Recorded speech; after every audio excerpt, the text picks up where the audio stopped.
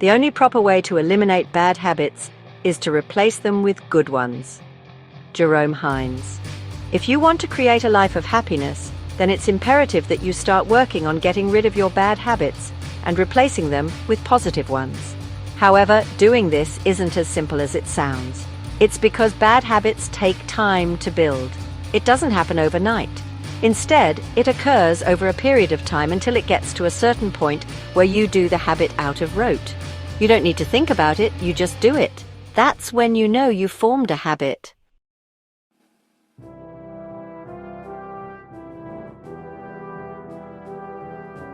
Bad habits have the undesirable effect of making you unhappy in the long run. Sure, it may bring you some form of satisfaction while you're doing the routine or habit, but it's not going to be good for you or your health as time goes by. For example, smoking. You feel good when you're smoking. The act of inhaling and exhaling cigarette smoke helps you diffuse your stress levels to manageable levels. But on the flip side, smoking has a lot of negative side effects, especially on your health. Long-term effects of smoking include cancer, brain damage, emphysema, tooth decay, and so much more. Even the people inhaling your secondhand smoke are at risk of these diseases too.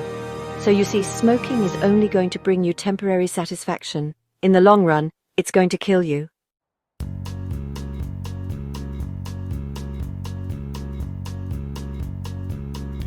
Now, breaking bad habits will likewise take some time. You'd need to really work on it and have the self-awareness to know when you're doing the habit. Then you need self-control and self-discipline to be able to put a stop to it.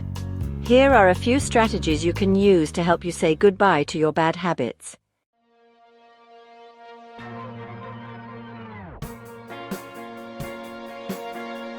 Know your cues or triggers.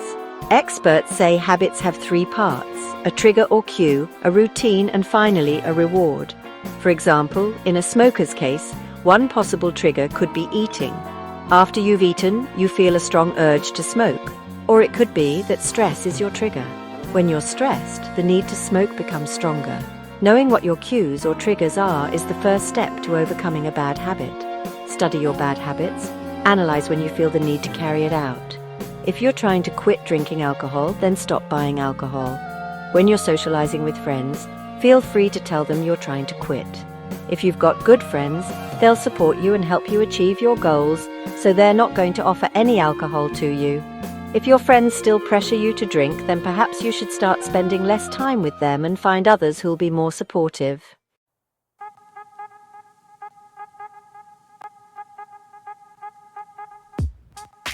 Reduce your stress. Sometimes bad habits form in response to various stresses in our life.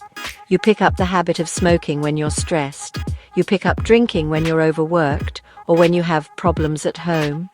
You pick up procrastination when faced with a mountain of work. When you're trying to beat deadlines, you drink tons of coffee to give yourself a mental boost. These are but a few examples of bad habits that people pick up when they become stressed. If you find yourself responding negatively to stress, then it's time to do something about it. How? By trying your best to reduce your stress levels. Figure out what makes you stressed and try to find a way to avoid these situations to make your stress levels go down. In most cases, living a stress-free life isn't going to be possible, so you need to face it head-on and learn to control or manage your stress. With that said, it's important to note that stress isn't really such a bad thing. In fact, many experts say some stress is necessary in our lives. It releases hormones which trigger our survival instincts. It helps us perform our tasks more efficiently and more effectively. It only becomes a bad thing when you let it take over your life, that is, when you allow yourself to get stressed constantly.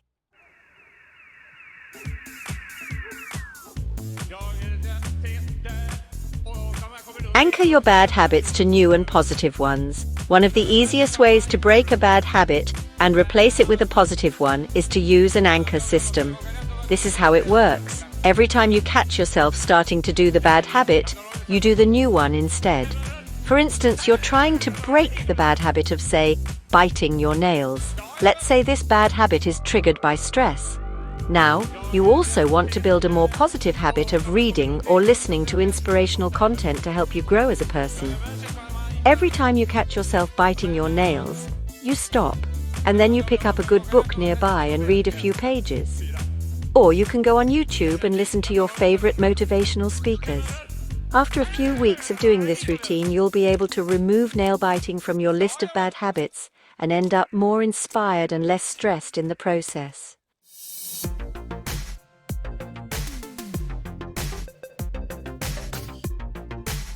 List all the reasons why you should quit the habit. There's a reason why bad habits are called bad. They have undesired effects that may or may not manifest immediately. For example, drinking.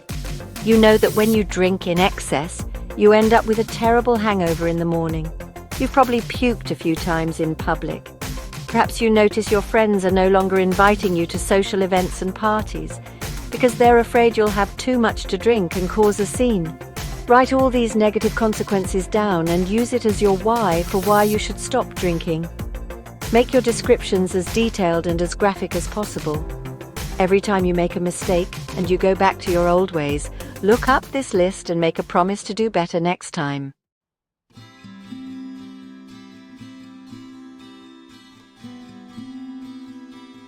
Re-examine your life from time to time and assess if you have any bad habits left that need to be stopped. Of course, it's entirely possible you'll pick up some other bad habits in the future, even if you end up turning your life around and live a happy existence. That's okay. No one's perfect. Just pick up where you left off and never stop working on making yourself a better person each and every day.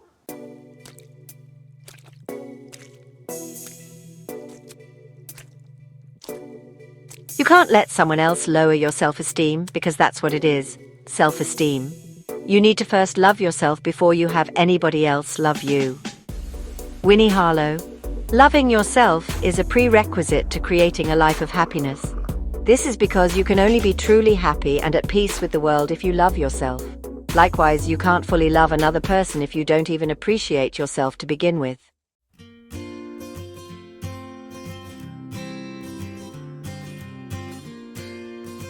With that said, how do you know if you love yourself enough? Here are a few tips. You love what you see in the mirror. You don't need to have the most beautiful or the most handsome face in the universe to appreciate your looks. You also don't need to have a supermodel's body to say you look sexy. We can't all be so fortunate to win the genetic lottery, but the truth is, even those we think look perfect have insecurities as well. We think that making ourselves look perfect is the only way to appreciate what we see in the mirror. But when we're constantly comparing ourselves to somebody else, and we're always spotting imperfections even when there are none, then it's never going to stop, is it? You'll never be satisfied with your looks and yourself. You'll always find something to criticize. Sure, cosmetic technology may have come a long way, and you can now transform your physical appearance to your ideal one, but at what cost? Cosmetic surgeons don't exactly do pro bono work, so expect to spend a lot of money. Unfortunately, not everyone has that kind of cash lying around, so they're left with no choice but to totally avoid the mirror. But do you really need to do that? The good news is, you absolutely don't have to. You just need to work on accepting yourself for who you are. That includes your looks. Whether you like it or not, it's the face you were born with. Learn to look beyond the physical. Sooner or later, you'll be comfortable in your own skin, and the mirror will finally become your friend.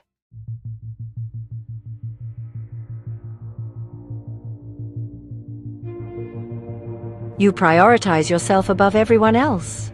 Prioritizing yourself over others is not a sign of selfishness. It just means you love yourself more than others. However, if you take it to an extreme, that is, if you step over others to get what you want, then it's a different story. But if you're not hurting anyone, then it's okay. The problem with most people is that they're too afraid to hurt others' feelings. They follow their parents' wishes, their spouse's demands. They easily bow down to peer pressure even though they know what they're being asked to do goes against their values. Giving in to people you like and love is okay, but don't make it a habit. Your so-called friends can easily exploit your trust. If you don't learn to stand up for yourself and fight for what you believe in, they can easily manipulate you to do their bidding. Letting others walk all over you is not a sign of selflessness. It's a sign of stupidity, for lack of a better word. You're a breathing human being.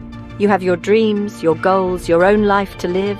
Don't waste your time making others happy if you yourself aren't happy to begin with.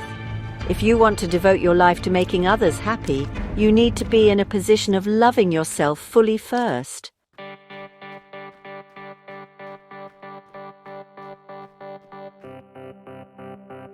You take care of your body and your health. Nothing says self-loathing louder than letting your health go to waste. The old cliché is true. Your body is your temple.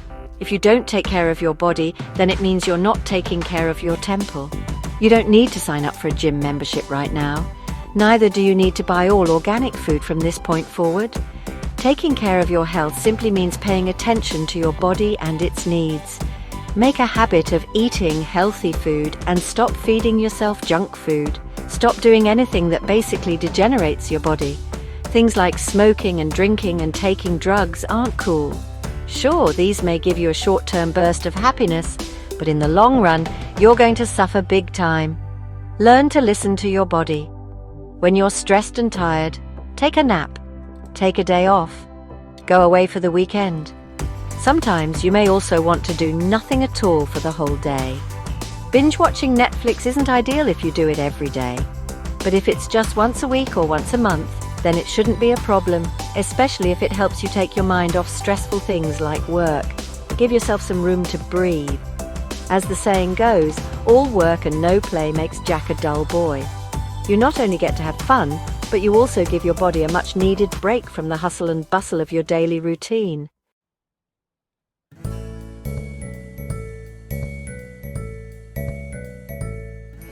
Treasure your relationships, not your possessions. Anthony J. D'Angelo. Material possessions can indeed make you happy, but not nearly as much if you share those possessions with people you love and respect. After all, we are hardwired to thrive in human contact and relationships.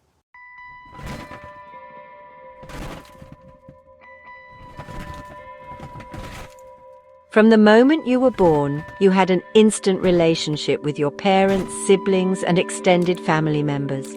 When you went to school, you had classmates. When you went to work, you had colleagues and co-workers, and so on. You will go through your entire life building and maintaining friendships with a lot of people. Unfortunately, not all relationships are going to be happy and positive. In fact, you'll probably have your fair share of toxic relationships with people around you. This includes your closest family members and friends. If you want to live a happy life, then you need to spend less and less time with these toxic individuals. If you can afford to cut them out of your life altogether, then do it. It may be hard, but if it's for the best, that is, living your life without them is going to make you happy, then go for it. Sometimes, a clean break is all you need to push your happiness meter from empty to full.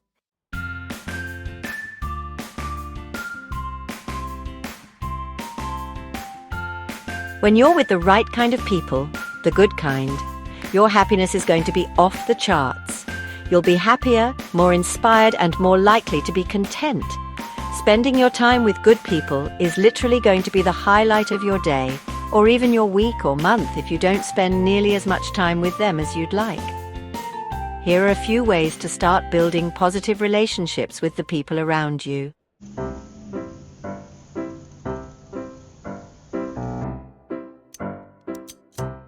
Get to know other people. If you're the shy type, then it's time to start getting out of your shell. Take the initiative and start talking to people. Say something nice and try to build rapport, and see if you can get a conversation going. Some probably would want to be left alone, but for most people, having someone else initiate the conversation brings them out of their shell too. Enjoy making a new friend.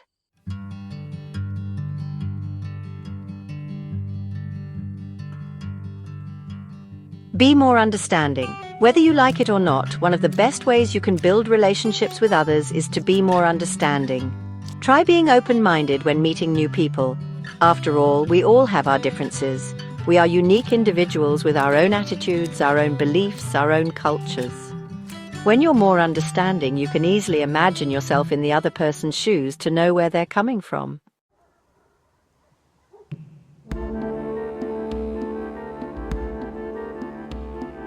Be a good listener. Listening is so much more than just being someone's sounding board. Listen to what the person is saying and try to understand what's actually being said instead of just nodding absent-mindedly. Good listeners make great friends. It shows you truly care about the other person.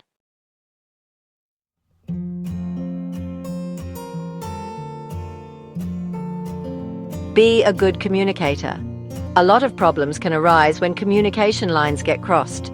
This is why it's essential to develop your communication skills. It's so easy to assume everyone understands what you're saying, when in fact they're taking it the wrong way. Relationships can quickly go sour because of this. You're saying one thing, but the other person is interpreting it in an entirely different manner. Positive relationships do so much for us. The more positive relationships you have, the happier you will generally be. Happy relationships build our self-esteem and help us go through the motions of life in a more positive state. This, in turn, has a desirable effect of making you enjoy life more.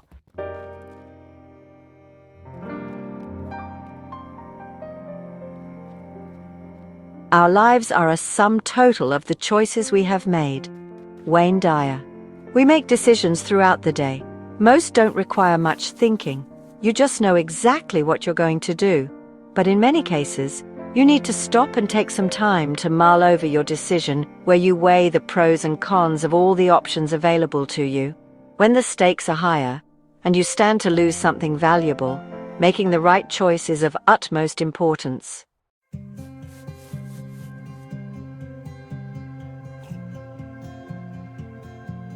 Losing is never fun, especially when it means sacrificing something important to you. For example, if you make the wrong decision, your job, your relationships, your happiness, or even your life could be at stake. In some decisions, you know what the outcome is going to be right away. It's clear-cut. For example, you're trying to decide if you're going to go to work today. If you choose to go, you're going to get paid. If not, then you're not going to get paid. However, for some decisions, the outcome won't be known until a certain period has passed. For example, you've invested in your friend's business. You know your friend has some business savvy, but you won't find out until months or even years later if your investment was a wise decision.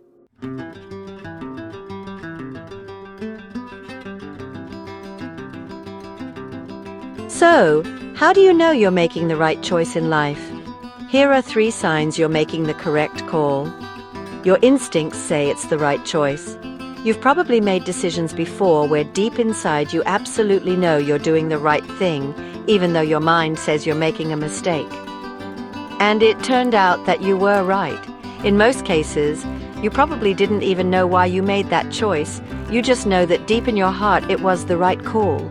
Some superstitious people may say it was your guardian angel or some higher invisible power telling you what to do. But for those who believe in science, they say it's a combination of past experiences and knowledge.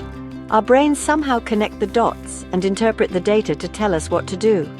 There are countless stories of people who've listened to their intuition and lived to tell about it. They've somehow managed to avoid accidents, disasters, bankruptcies, and other equally life-changing or life-ending events. So, if you're faced with a difficult decision right now, try listening to what your gut says.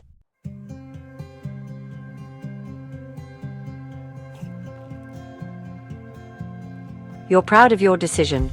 If your decision is something you can live with, then it's a good sign you've made the right choice. But if you're going to be ashamed of it, then obviously it's the wrong one. Here's an example. You find yourself attracted to someone, but you know they're already married, and this person also confessed they feel the same way about you. Should you pursue the relationship or not? If you can live with the idea of ruining someone's marriage, then that's your choice. But if your morals and your values tell you that doing so is wrong, then you need to do the right thing. In the end, you'll be proud of yourself. You can sleep soundly at night knowing you didn't cheat and destroy your marriage.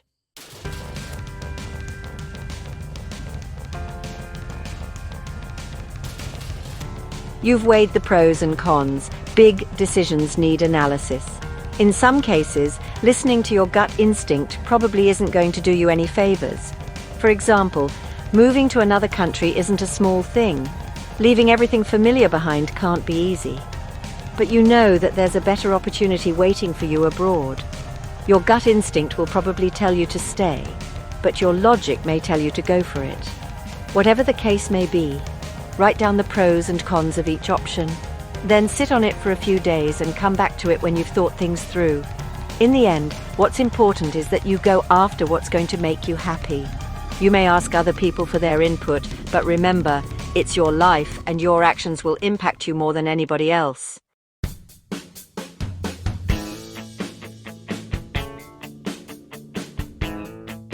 When you're in a position that you can comfortably give, you need to pay it forward. Nelson Ellis. Paying it forward simply means doing the same favor you've received from someone else to other people. For instance, someone did a small kind favor for you today. Instead of paying back that person, you do the same kind favor to someone else.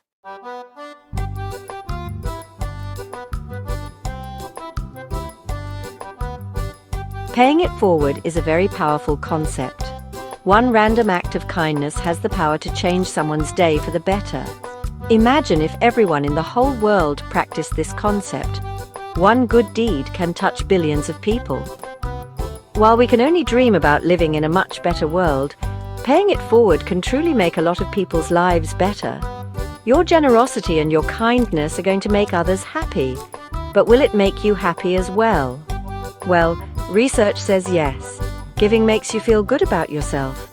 You may have hurt a lot of people in the past, but when you do a good deed for a stranger, you think there may be hope for you yet. It gives you a rush that's unlike any other.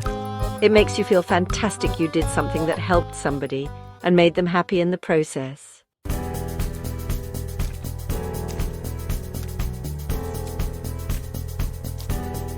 Being kind has a lot of tangible benefits. Here are some of the top ones. It makes us happy. Some people say kindness is overrated because it sets you up as an easy target for abuse.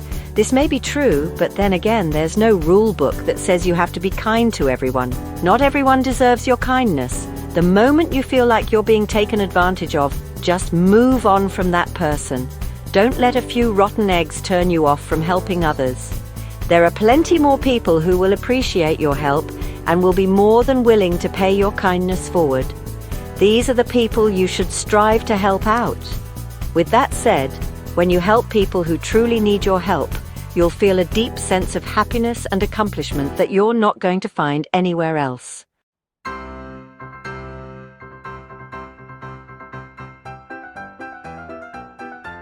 It improves relationships. We naturally gravitate to people who exude positivity. That includes the people we view to be good and kind.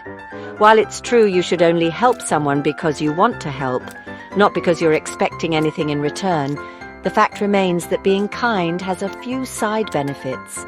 These include making others feel close to you. They'd feel like you're a kindred spirit, someone who understands their struggles and is willing to help them out in times of need. No matter how angry or upset you may be at someone, if they do a good deed that benefits you, it ultimately makes it easier for you to forgive them. In short, kindness can mend and improve relationships.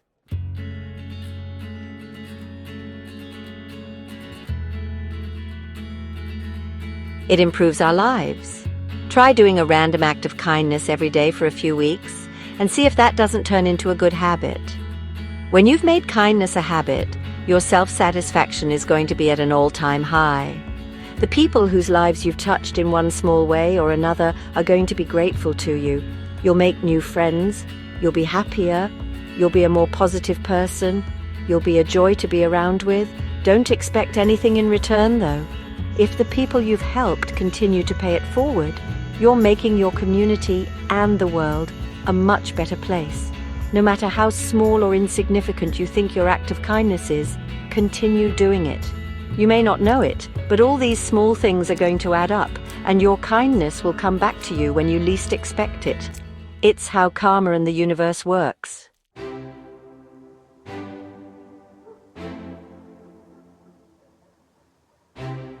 Your happiness begins with you.